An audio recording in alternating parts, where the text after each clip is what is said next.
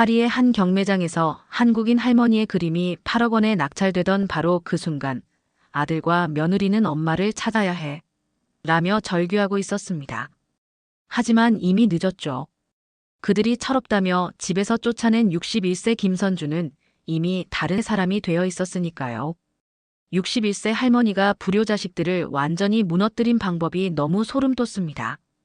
이 이야기는 실제 사연을 기반으로 각색하여 제작되었습니다. 더 재밌는 이야기를 만들 수 있도록 구독과 좋아요 부탁드립니다. 2023년 12월 서울 강남구의 한 아파트. 저녁 7시가 넘었는데도 김선주의 손은 멈추지 않았습니다.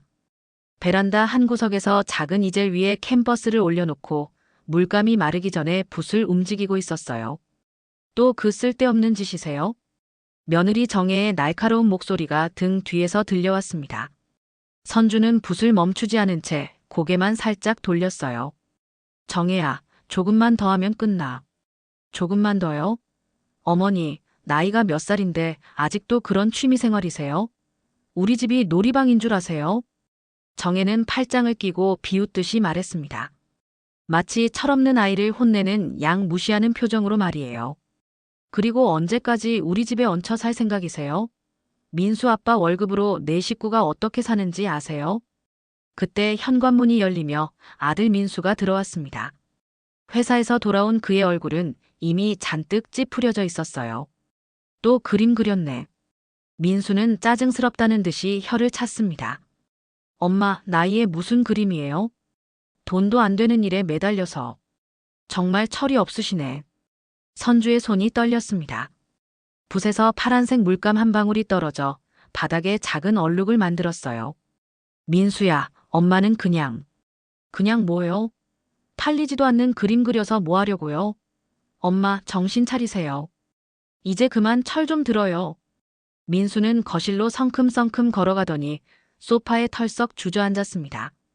초등학생인 손자 지훈이가 방에서 나와 할머니를 바라봤지만 정혜가 재빨리 아이의 손을 잡아 끌었어요. 지훈아, 할머니 옆에 가면 안 돼. 할머니는 지금 바쁘시니까.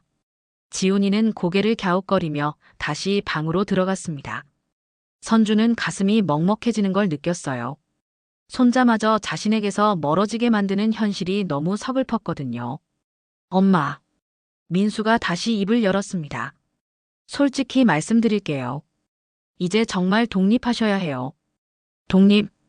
네. 엄마도 아시잖아요. 요즘 경기가 얼마나 어려운지.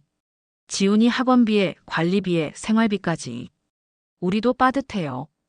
정혜가 옆에서 거들었습니다. 그리고 솔직히 말하면 어머니가 여기 계시니까 우리도 눈치 보이고 아이도 정서 교육에 안 좋아요. 할머니가 맨날 그림만 그리고 있으니까 지훈이도 공부에 집중을 못해요. 선주는 붓을 내려놓았습니다. 손이 너무 떨려서 더 이상 그림을 그릴 수가 없었어요. 그럼 어디로 가라는 거니? 글쎄요.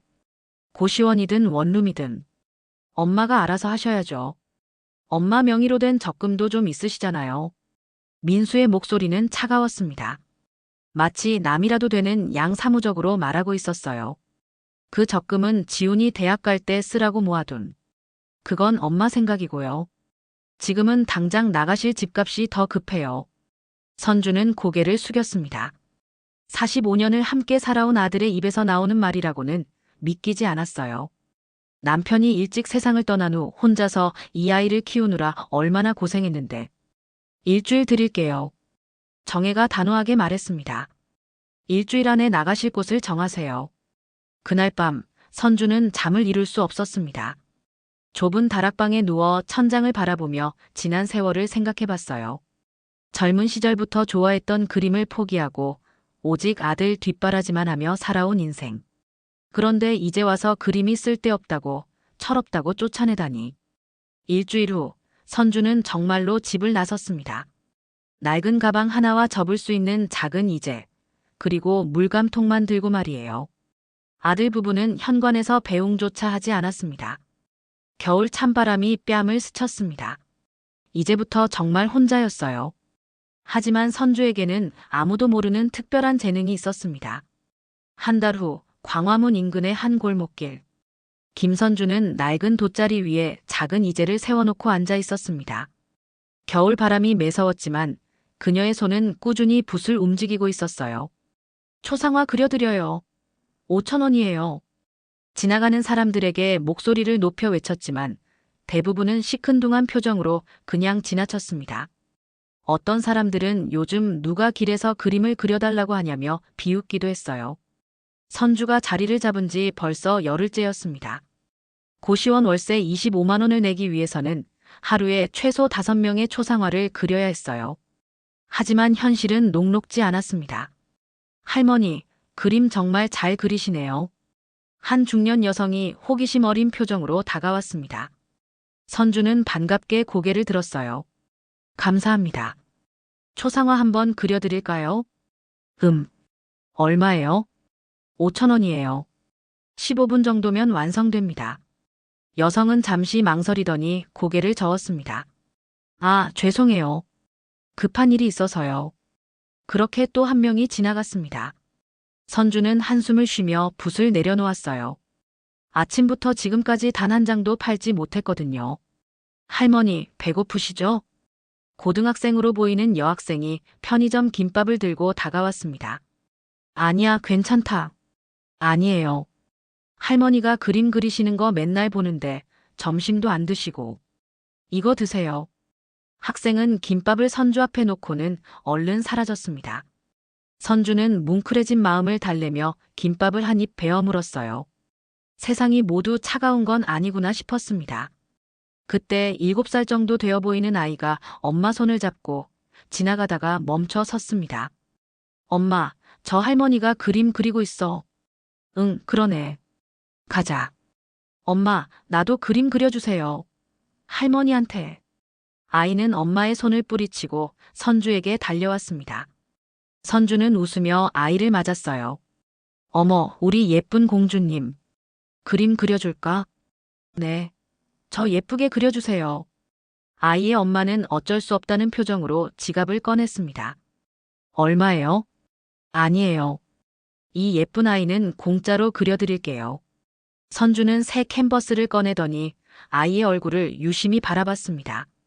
그리고는 붓을 들어 능숙하게 선을 그어나가기 시작했어요. 15분 후 놀라운 일이 일어났습니다. 캔버스 위에는 단순한 초상화가 아니라 아이의 순수함과 밝은 에너지가 그대로 담긴 작품이 완성되어 있었거든요. 아이의 눈망울은 마치 살아있는 것처럼 반짝였고 미소는 보는 사람의 마음까지 따뜻하게 만들었습니다. 어머나, 이게 정말 우리 수지예요? 아이 엄마는 입을 다물지 못했습니다. 그림 속 아이는 실제보다 더 아름답고 생동감 넘쳤어요. 마치 아이의 영혼까지 캔버스에 옮겨놓은 것 같았습니다. 할머니, 이거 정말 저예요? 우와! 아이도 신이 나서 뛸 듯이 기뻐했습니다. 정말 대단하세요. 이런 실력이시라면. 혹시 미술을 전공하셨나요? 아니에요. 그냥 취미로. 선주는 겸손하게 대답했지만 주변의 사람들이 하나둘씩 몰려들기 시작했습니다. 그림을 본 사람들이 모두 입을 벌린 채 감탄하고 있었거든요. 이거 진짜 길에서 그린 거예요? 와, 이 정도면 화실에서 그린 것 같은데. 할머니, 저도 그려주세요. 저도요. 갑자기 줄이 서기 시작했습니다. 선주는 당황했지만 기분이 좋았어요. 이렇게 많은 사람들이 자신의 그림을 원한다니. 그중 한 명이 휴대폰을 꺼내더니 완성된 그림을 사진으로 찍기 시작했습니다.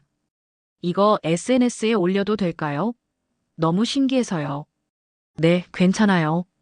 그날 저녁 선주는 생전 처음으로 하루에 12장의 초상화를 그렸습니다. 손이 아파서 저녁에는 젓가락도 제대로 들 수 없을 정도였지만 마음만은 한없이 가벼웠어요. 고시원으로 돌아가는 길, 선주는 주머니 속 6만 원을 만져봤습니다. 이 돈이면 당분간은 걱정 없이 지낼 수 있을 것 같았어요. 하지만 선주는 아직 몰랐습니다. 그날 SNS에 올라간 자신의 그림이 사람들 사이에서 조용히 화제가 되기 시작했다는 사실을 말이에요. 2달이 흘렀습니다. 김선주는 매일 같은 자리에서 그림을 그리며 하루하루를 버텨나가고 있었어요. 하지만 세상은 그녀에게 점점 더 냉혹해져만 갔습니다.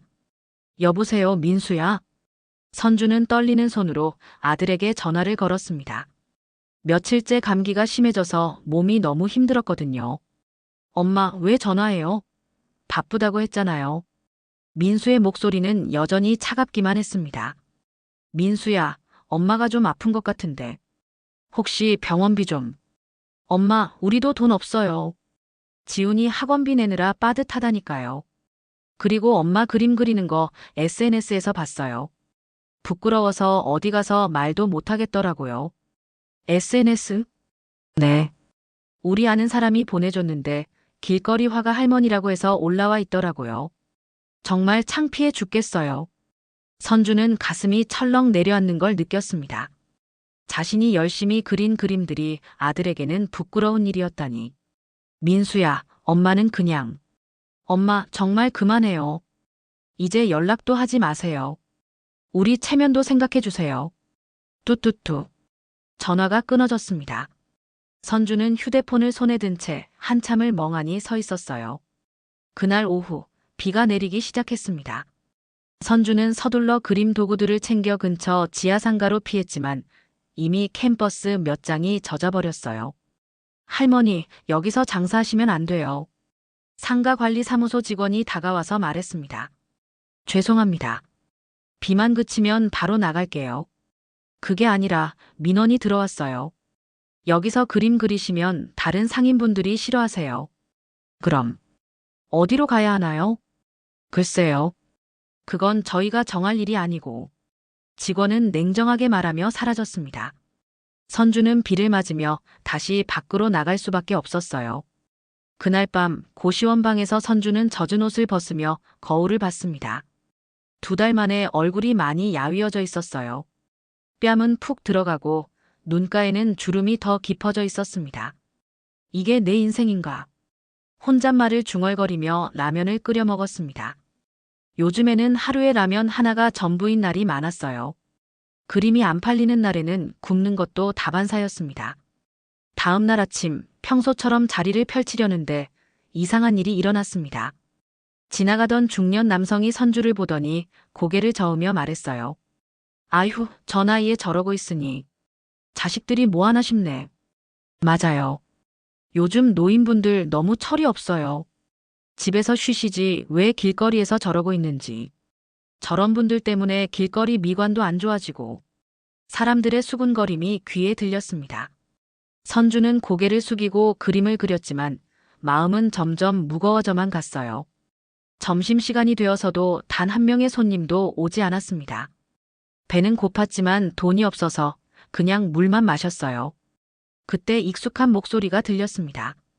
어머, 어머니잖아요. 돌아보니 며느리 정혜가 친구들과 함께 지나가고 있었습니다. 정혜는 선주를 보자마자 당황한 표정을 지었어요. 어머니, 여기서 뭐 하세요?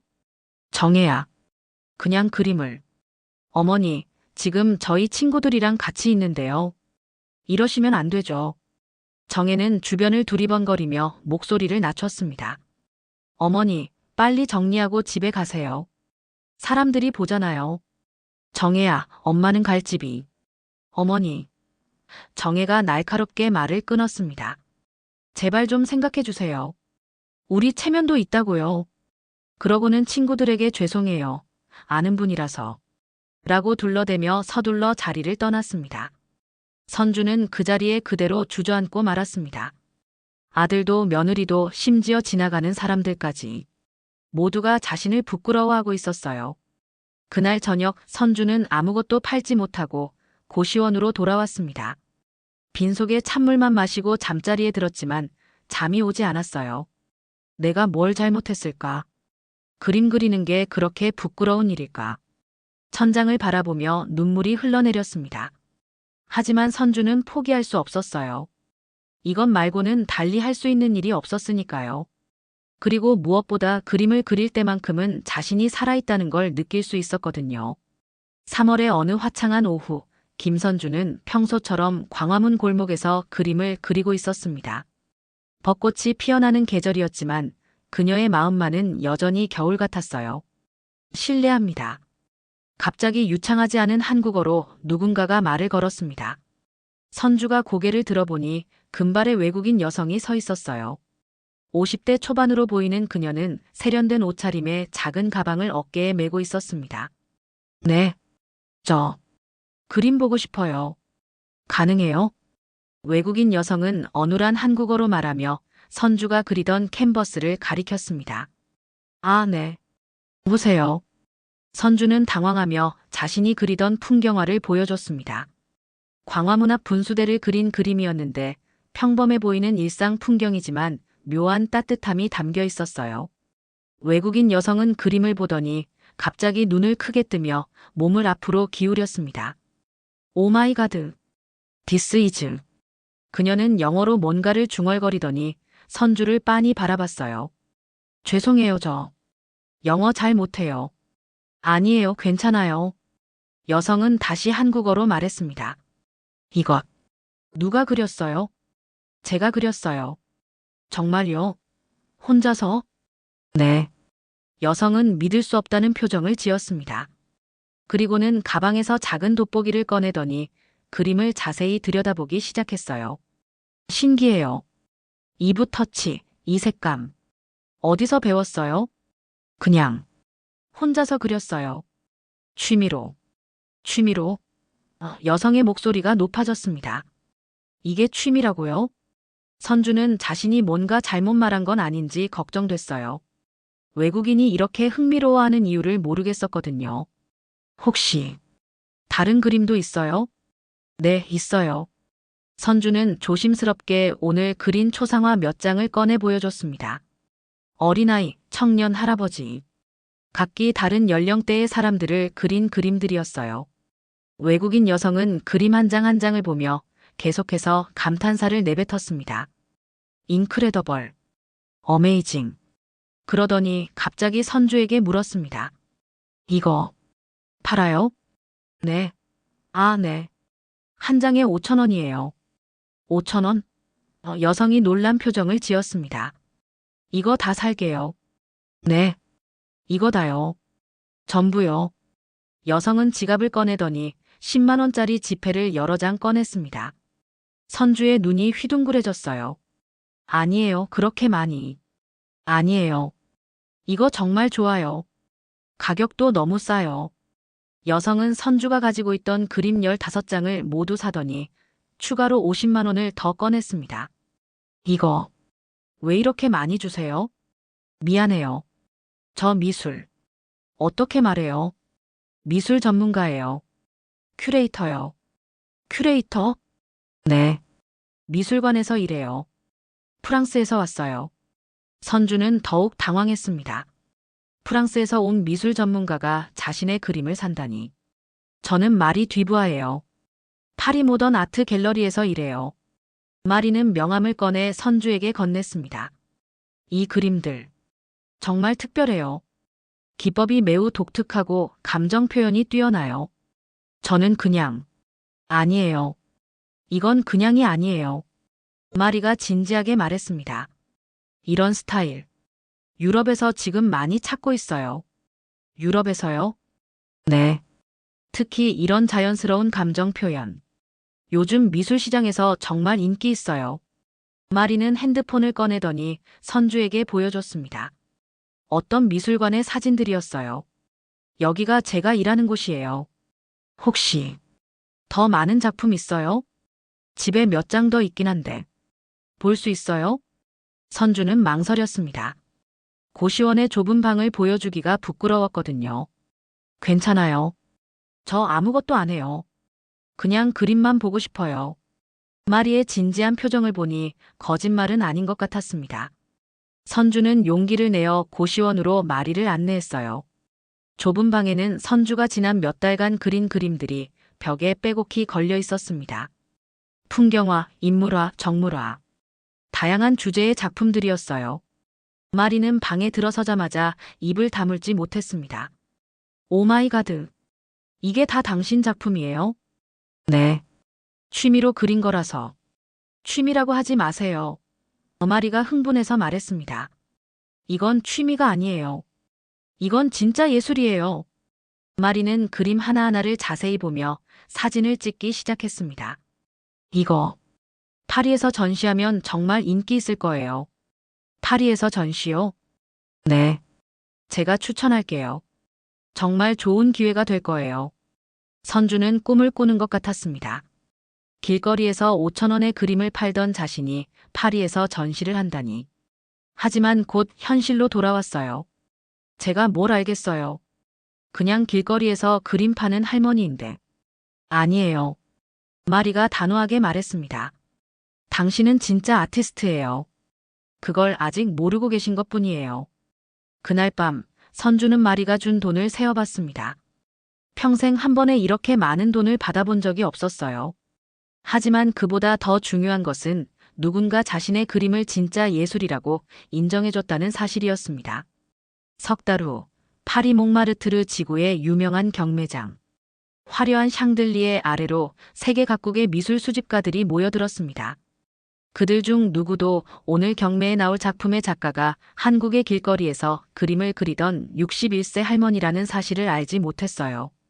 다음은 47번 김선주 작가의 광화문의 봄입니다. 경매사의 목소리가 울려 퍼지자 대형 스크린에 선주의 풍경화가 나타났습니다. 광화문 앞 분수대를 그린 그 작품이었어요. 시작가는 5만 유로입니다. 약 6천만 원. 선주가 길거리에서 5천 원에 팔던 그림이 이제 6천만 원에서 경매가 시작된 것입니다. 5만 유로, 7만 유로, 10만 유로. 가격이 빠르게 치솟았습니다. 유럽의 수집가들은 선주의 독특한 화풍에 매료되어 있었어요. 동양적이면서도 현대적이고 소박하면서도 깊은 감동이 있는 그 그림의 말이죠. 20만 유로, 25만 유로. 경매장의 분위기가 점점 뜨거워졌습니다. 마리 뒤부하는 뒤쪽 자리에서 긴장된 표정으로 지켜보고 있었어요. 50만 유로에 낙찰되었습니다. 쾅! 경매 해머가 내려쳤습니다. 50만 유로, 한국 돈으로 약 8억 원이었습니다. 그 순간 한국의 한 기자가 재빨리 기사를 작성하기 시작했습니다. 한국 길거리 화가 파리 경매에서 8억 원에 낙찰. 경매가 끝나고 몇 시간 후 한국의 모든 포털 사이트 메인에 이 뉴스가 떴습니다. 서울 강남구 아파트. 여보, 이거 봐. 정혜가 핸드폰을 들고 소리쳤습니다. 민수는 TV를 보다가 아내 쪽으로 고개를 돌렸어요. 왜 그래? 이거 어머니 아니야? 정혜의 핸드폰 화면에는 선주의 사진과 함께 길거리 화가 할머니, 파리에서 8억 원. 대박이라는 제목이 떠 있었습니다. 뭐? 설마. 민수는 핸드폰을 빼앗아 기사를 읽기 시작했습니다. 김선주 씨는 지난 몇 달간 서울 광화문 일대에서 초상화를 그리며 생계를 이어왔다. 하지만 그녀의 작품이 프랑스 큐레이터의 눈에 띄면서 파리 경매장에 올라가게 되었고 민수의 얼굴이 창백해졌습니다. 이게 진짜 엄마야? 사진 봐. 이거 완전 어머니잖아. 그때 민수의 핸드폰이 울렸습니다. 회사 동료였어요. 야, 민수야. 너희 어머니 대박 났다는데? 뉴스에 나왔던데? 무슨 소리야? 아니야, 진짜 떴어. 포털 메인에 떠 있어. 길거리 화가 할머니 검색해봐. 민수는 서둘러 검색을 해봤습니다. 수십 개의 기사가 쏟아져 나왔어요. 길거리에서 만난 천재 화가. 61세에 꽃핀 늦깎이 예술온. 파리가 인정한 한국의 숨은 보석. 기사마다 선주의 사진이 함께 실려 있었습니다. 길거리에서 그림을 그리는 모습, 작품 사진, 그리고 파리 경매장 현장까지. 아니야, 이게 말이 되냐고. 민수는 소리를 지르며 핸드폰을 던졌습니다.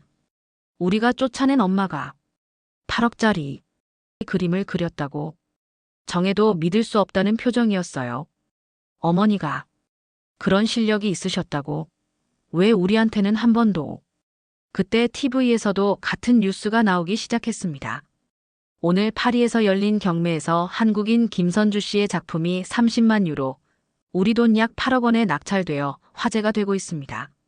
김선주 씨는 현재 서울 광화문 일대에서 길거리 화가로 활동하고 있는 것으로 알려졌는데요. TV 속에서 선주가 인터뷰하는 모습이 나왔습니다. 기자가 고시원까지 찾아가서 촬영한 것 같았어요. 처음에는 믿을 수 없었어요. 제가 그린 그림이 파리에서 그렇게 비싸게 팔렸다니. 아직도 꿈 같아요. 선주는 수줍게 웃으며 말했습니다. 하지만 그 눈에는 자신감이 넘쳐나고 있었어요. 앞으로 계획이 있으시다면 프랑스 갤러리에서 개인전을 제안해 주셨어요. 그리고 한국에서도 전시회를 열고 싶어요. 많은 분들이 제 그림을 봐주셨으면 좋겠어요. 민수와 정혜는 멍하니 TV를 바라봤습니다. 몇 달 전까지만 해도 철없다, 쓸데없는 짓이라며 무시했던 그 그림이 지금 전 세계의 주목을 받고 있었으니까요. 여보, 우리 어떡하지? 정혜의 목소리가 떨렸습니다. 사람들이 알면, 우리가 어머니를 집에서 쫓아냈다는 걸 알면. 민수도 마찬가지였어요. SNS에는 벌써 효자 며느리 찾기 같은 글들이 올라오기 시작했거든요. 그때 민수의 핸드폰이 또 울렸습니다. 이번에는 엄마였어요. 여보세요? 민수야. 뉴스 봤니? 목소리가 달랐습니다. 예전처럼 초라하고 미안해하는 목소리가 아니라 당당하고 차분한 목소리였어요. 엄마. 그게. 민수야, 엄마가 말하고 싶은 게 있어. 내일 만날 수 있을까? 엄마, 우리가 정말 미안해. 우리가 몰랐어. 엄마가 그런 대단한 분인 줄. 미안하다고. 뭐가 미안하다는 거니? 선주의 목소리에는 이상한 차가움이 있었습니다. 엄마의 그림이 쓸데없다고 했잖니. 철없다고 했고. 부끄럽다고도 했지. 엄마, 그건. 내일 오후 2시에 시청 앞에서 만나자. 할 말이 있어. 뚜뚜뚜. 전화가 끊어졌습니다. 민수는 핸드폰을 손에 든 채 멍하니 서 있었어요. 그들은 아직 몰랐습니다. 이것이 단순한 성공 스토리의 시작이 아니라는 사실을 말이에요. 다음 날 오후 2시 서울시청 앞 광장. 김선주는 벤치에 앉아 아들 부부를 기다리고 있었습니다. 하루 만에 그녀의 인생은 완전히 달라져 있었어요. 아침부터 기자들의 인터뷰 요청이 쏟아졌고 갤러리에서는 전시 제안이 들어왔습니다. 엄마. 멀리서 민수와 정혜가 뛰어오고 있었습니다. 두 사람 모두 평소와는 다른 정중한 표정을 짓고 있었어요. 엄마, 정말 죄송해요. 민수는 선주 앞에 와서 90도로 허리를 숙였습니다. 정혜도 마찬가지였어요. 어머니, 저희가 정말 잘못했어요. 어머니의 재능을 몰라봤어요. 선주는 차분히 두 사람을 바라봤습니다. 예전 같으면 괜찮다, 엄마가 잘못했다며 먼저 사과했을 텐데 이번에는 달랐어요. 일어나세요. 사람들이 봐요. 엄마, 정말 미안해요. 우리가 어머니를 그렇게 대했는데. 어머니는 이렇게 훌륭한 예술가셨는데. 예술가? 선주가 씁쓸하게 웃었습니다. 며칠 전까지만 해도 철없는 할머니였는데. 엄마, 그건. 민수야, 엄마가 물어볼게. 지금 엄마가 예술가라고 생각하는 이유가 뭐니? 그건. 엄마의 그림이 파리에서 인정받았으니까. 그럼 파리에서 인정받기 전에는 뭐였어? 민수는 말문이 막혔습니다. 어머니, 저희가 정말 잘못 생각했어요. 이제 다시 같이 살아요. 집으로 돌아오세요. 정혜가 간절히 말했습니다. 같이 살자고. 선주가 고개를 기울였어요. 왜요? 왜요? 어머니는 저희 가족이잖아요. 가족이라. 그럼 엄마가 길거리에서 굶고 있을 때는 가족이 아니었나요? 정혜의 얼굴이 빨갛게 달아올랐습니다. 그건. 어머니, 그때는 저희도 몰랐어요. 어머니가 이렇게 대단한 분인 줄. 대단한 분? 선주가 웃었습니다. 정혜 씨, 엄마는 어제나 오늘이나 똑같은 사람이에요. 그림도 똑같이 그렸고 마음도 똑같아요. 달라진 건 다른 사람들의 평가뿐이죠. 어머니. 엄마, 우리 정말 반성하고 있어요. 다시 기회를 주세요. 민수가 애원하듯 말했습니다. 기회? 선주가 천천히 고개를 저었어요. 민수야, 엄마를 내쫓을 때는 기회를 달라고 하지 않았잖니. 엄마, 그건. 그때 엄마가 아팠을 때 병원비를 달라고 했을 때 뭐라고 했어? 민수는 고개를 숙였습니다. 창피해서 어디 가서 말도 못하겠다고 했잖아. 그런데 지금은 자랑스러운 어머니가 됐다고. 선주는 가방에서 신문을 꺼냈습니다. 그날 아침 신문에는 파리가 인정한 한국의 어머니라는 제목으로 선주의 기사가 실려 있었어요. 이 신문 봤어요? 네, 봤어요. 여기 보니까 효자 아들과 며느리의 뒷바라지로 예술 활동을 계속할 수 있었다고 나와 있던데. 이상하네요. 선주의 목소리에 차가운 기운이 돌았습니다. 어머니, 그건 기자가 잘못 쓴 게 아니에요. 누군가 기자한테 그렇게 말한 거죠. 정혜와 민수는 아무 말도 할 수 없었습니다. 실제로 어제 기자가 전화했을 때 민수가 저희가 어머니의 예술 활동을 지원했다고 거짓말을 했거든요. 민수야, 정혜 씨. 엄마가 한 가지 물어볼게요. 선주가 일어나서 두 사람을 내려다봤습니다. 지금 엄마한테 오는 이유가 정말 미안해서인가요? 아니면 다른 이유가 있나요? 당연히 미안해서죠. 그럼 엄마가 다시 무명의 길거리 화가가 되어도 같은 마음일까요? 그건 솔직히 말해보세요. 지금 엄마가 유명해졌으니까 돈을 벌 수 있게 됐으니까 찾아온 거 아닌가요? 민수와 정혜는 더 이상 아무 말도 할 수 없었습니다. 선주의 말이 정확히 맞았거든요. 엄마, 우리가 잘못했어요. 정말 잘못했다고요. 잘못했다는 건 알겠어요. 그런데 이제 와서 뭘 어떻게 하자는 거예요? 선주는 다시 벤치에 앉았습니다. 엄마, 우리 다시 가족이 되어요. 어머니가 번 돈으로 더 큰 집으로 이사가서. 선주가 손뼉을 쳤습니다. 결국 돈 얘기가 나오네요. 정혜의 얼굴이 창백해졌습니다. 어머니, 그게 아니라면 뭐예요? 엄마가 고시원에서 라면만 먹고 살 때는 연락도 안 하더니 돈 냄새가 나니까 달려온 거 아닌가요? 어머니, 정혜 씨, 엄마가 길거리에 있을 때 지나가면서 뭐라고 했죠? 창피하다고 했잖아요. 친구들한테는 모르는 사람이라고 했고요. 정혜는 아무 말도 할 수 없었습니다. 모든 게 사실이었으니까요. 엄마, 우리가 정말. 민수야. 선주가 아들을 똑바로 바라봤습니다. 45년 동안 너를 키우면서 엄마가 뭘 잘못했니? 잘못한 거 없어요. 그럼 왜 엄마를 내쫓았어? 그건 엄마가 그림 그리는 게 그렇게 싫었어? 아니면 엄마가 돈을 못 벌어서 싫었어? 민수는 고개를 숙인 채 대답하지 못했습니다. 선주는 천천히 일어났습니다. 엄마는 이제 결정했다. 뭘요? 너희들과는 더 이상 가족으로 살지 않겠어. 엄마. 민수야, 정혜야. 엄마를 찾지 마라. 엄마는 이제 다른 사람이 되고 싶어. 선주는 그렇게 말하고는 돌아서서 걸어가기 시작했습니다. 엄마. 엄마. 민수와 정혜가 뒤에서 불렀지만 선주는 돌아보지 않았습니다. 그들은 돈 때문에 찾아왔고 선주는 그것을 정확히 알고 있었습니다. 진정한 가족이라면 가장 힘들 때 옆에 있어야 하는 거 아닌가요? 이제 선주에게는 새로운 계획이 있었습니다. 6개월 후 서울 인사동 한복판. 새로 문을 연 김선주 갤러리 앞에는 개관을 축하하러 온 사람들로 북적였습니다. 선주는 단정한 검은색 원피스를 입고 갤러리 입구에서 손님들을 맞고 있었어요. 선주 선생님, 축하드려요. 정말 멋진 갤러리네요. 사람들의 축하 인사가 끊이지 않았습니다. 하지만 선주의 눈에는 다른 것들이 보였어요. 갤러리 안쪽에서 자신의 그림 앞에 서 있는 젊은 화가들의 모습이었습니다. 할머니, 정말 감사해요. 20살의 미대생 지은이가 다가와서 말했습니다.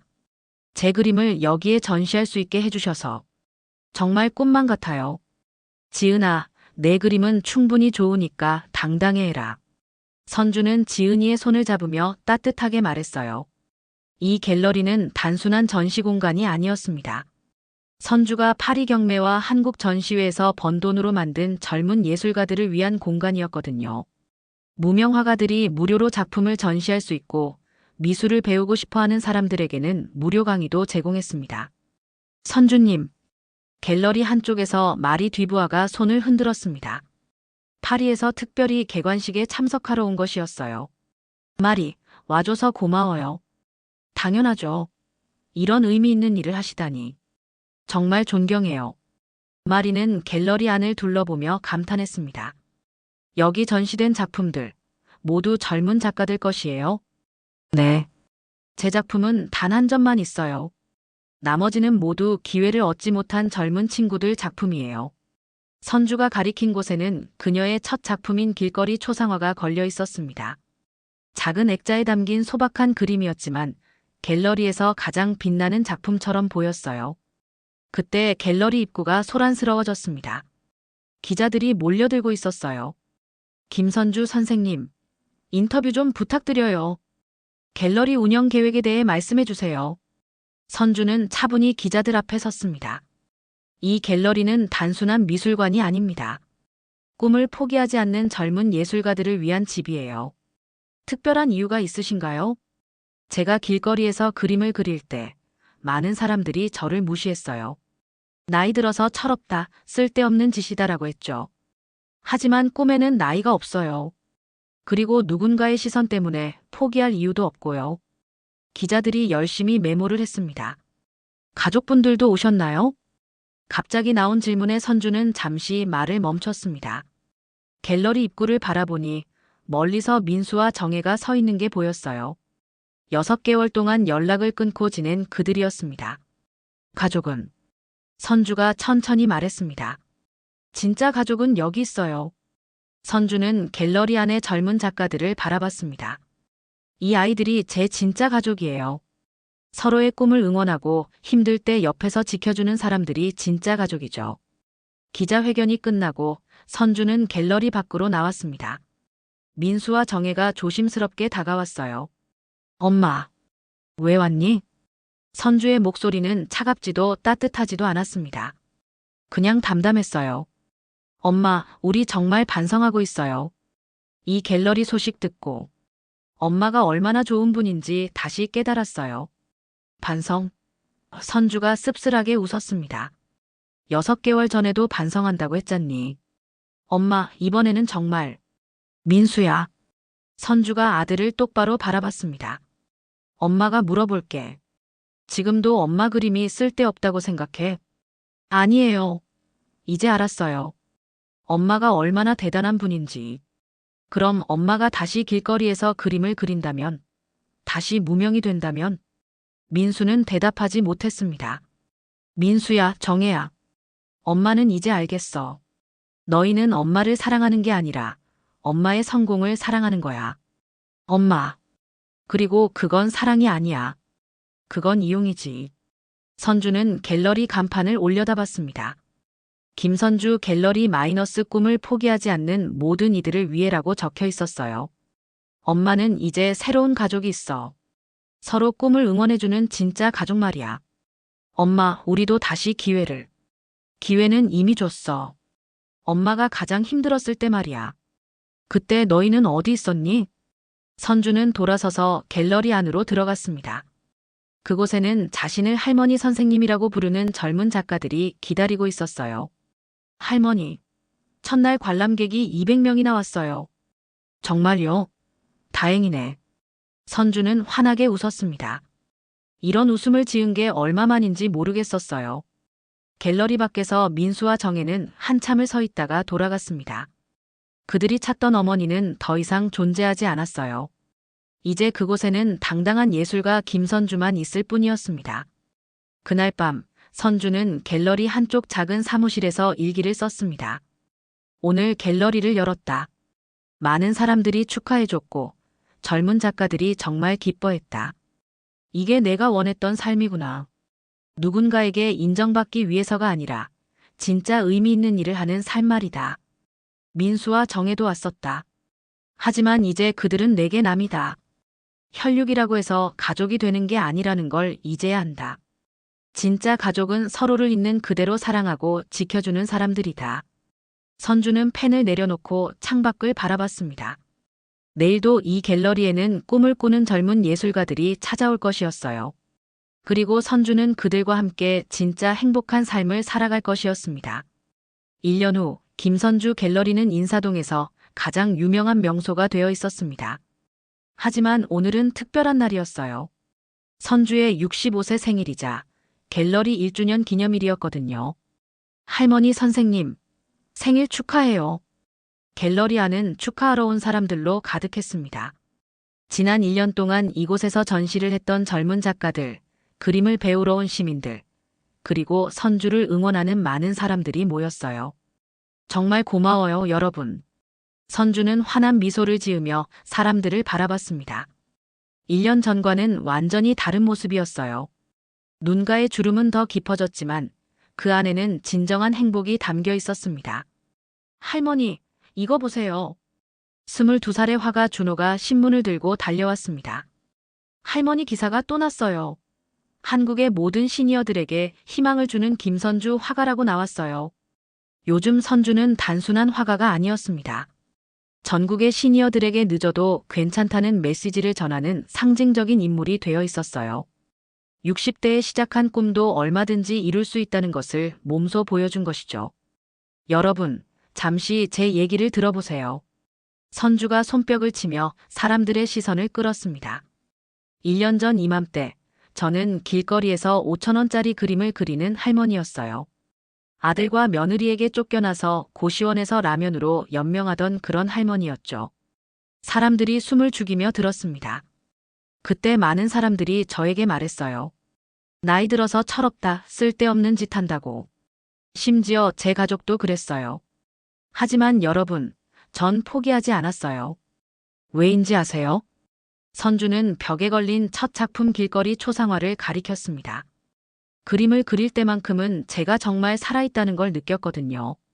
남들이 뭐라고 하든 그 순간만큼은 제가 저 자신이었어요. 그리고 지금 여기 있는 여러분을 만났어요. 나이도 다르고 살아온 이야기도 다르지만 꿈을 포기하지 않는다는 한 가지는 같은 여러분을요. 젊은 작가들의 눈에 눈물이 맺혔습니다. 여러분이 제게 가르쳐 준 게 있어요. 진짜 가족은 혈연이 아니라 마음으로 이어지는 거라는 것. 서로의 꿈을 응원하고 힘들 때 옆에서 지켜주는 사람들이 진짜 가족이라는 것. 그때 갤러리 입구에서 웅성거리는 소리가 들렸습니다.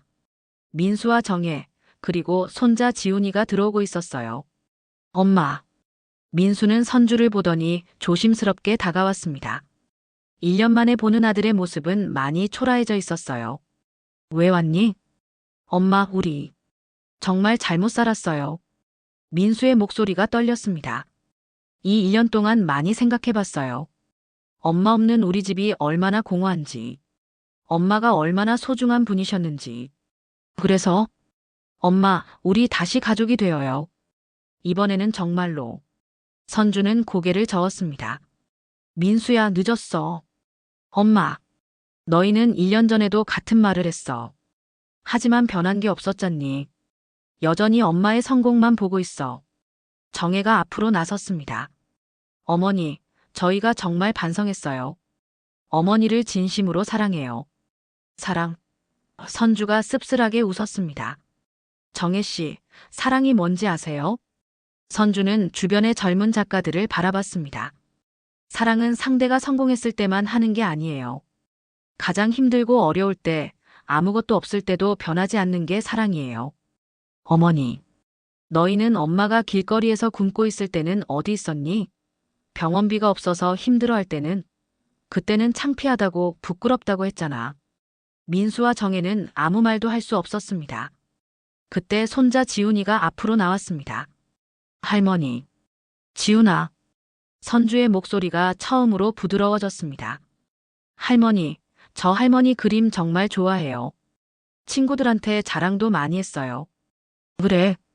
네. 할머니가 우리 할머니라서 정말 자랑스러워요. 지훈의 순수한 말에 선주의 마음이 흔들렸습니다. 하지만 곧 마음을 다잡았어요. 지훈아, 할머니가 말해줄게. 할머니는 이제 여기 친구들과 함께 살고 있어. 너무 행복해. 선주는 갤러리 안의 사람들을 바라봤습니다. 이 사람들이 할머니의 진짜 가족이야. 할머니를 있는 그대로 사랑해주는 사람들이지. 엄마, 제발. 민수야, 마지막으로 한 번만 물어볼게. 선주가 아들을 똑바로 바라봤습니다. 지금 엄마가 다시 길거리 화가가 되어도, 아무도 모르는 할머니가 되어도 여전히 찾아올 거니? 민수는 대답하지 못했습니다. 그 침묵이 모든 것을 말해주었어요. 그럼 됐어. 이제 가세요. 선주는 단호하게 말했습니다. 엄마, 가세요. 엄마는 이제 새로운 인생을 살고 있어요. 진짜 가족들과 함께요. 민수 가족은 결국 갤러리를 나갔습니다. 선주는 그들의 뒷모습을 잠시 바라보다가 젊은 작가들에게로 돌아왔어요. 할머니, 괜찮으세요? 지은이가 걱정스럽게 물었습니다. 괜찮아. 오히려 후련해. 선주는 환하게 웃었습니다. 여러분, 제가 여러분에게 물려주고 싶은 유산이 있어요. 유산이요? 네. 돈이나 재산이 아니라 더 소중한 것들이요. 선주는 천천히 말했습니다. 첫 번째는 꿈을 포기하지 않는 마음이에요. 나이가 몇 살이든 남들이 뭐라고 하든 자신이 진짜 원하는 걸 포기하지 마세요. 두 번째는 진짜 가족을 알아보는 눈이에요. 혈연이 아니라 마음으로 이어진 사람들, 여러분을 있는 그대로 사랑해주는 사람들이 진짜 가족이에요. 세 번째는 자신의 가치를 스스로 정하는 용기예요. 다른 사람의 평가에 휘둘리지 말고 여러분 자신이 여러분의 가치를 정하세요. 젊은 작가들이 고개를 끄덕였습니다. 그리고 마지막으로 선주가 길거리 초상화를 가리켰습니다. 어떤 시작도 늦지 않다는 것. 저는 61세에 새로운 인생을 시작했어요. 여러분은 더 젊으니까 얼마나 많은 가능성이 있겠어요? 그날 밤 축하 파티가 끝나고 조용해진 갤러리에서 선주는 혼자 그림을 그리고 있었습니다. 캔버스에는 갤러리에서 웃고 있는 젊은 작가들의 모습이 그려지고 있었어요. 이게 내가 남기고 싶은 진짜 유산이구나. 선주는 혼잣말을 중얼거렸습니다. 진짜 유산은 돈이나 재산이 아니었어요. 누군가의 꿈을 응원해주는 마음, 포기하지 않는 용기, 그리고 진정한 사랑이 무엇인지 아는 지혜였습니다. 김선주는 이제 완전히 다른 사람이 되어 있었어요. 누군가에게 인정받기 위해 살아가는 사람이 아니라 자신의 신념대로 살아가는 진정한 예술가가 된 것이죠. 그리고 무엇보다 혈연이 아닌 마음으로 이어진 진짜 가족들과 함께 진정한 행복을 찾은 사람이 되었습니다. 벽에 걸린 길거리 초상화가 따뜻한 조명 아래에서 빛나고 있었어요.